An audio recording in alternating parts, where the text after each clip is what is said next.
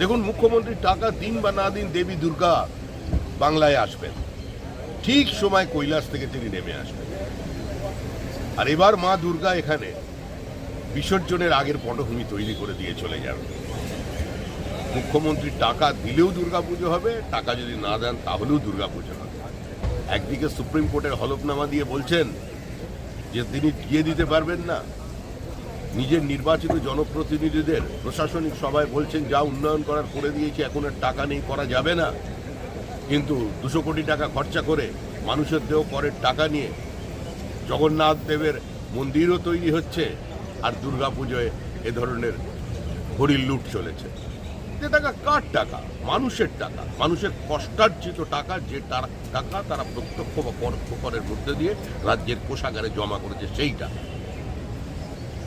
সরকারের কাজ পুজোয় অনুদান দেওয়া নয়।